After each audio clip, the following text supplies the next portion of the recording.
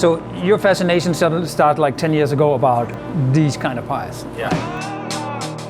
It's basically a pate in a crust. This is the crust. This is the pate. I got it from making pies as a little kid with my mum.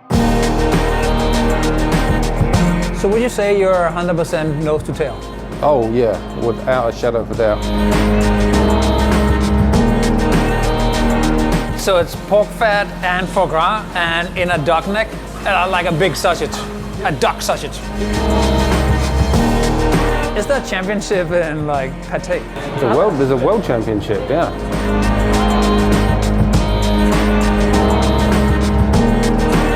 So does it come from England or does it come from France? Or what? That's debatable, you know. That's debatable. I'm going to say it comes from England, but the name's French, you know. Like I think everything comes from England, so. You know.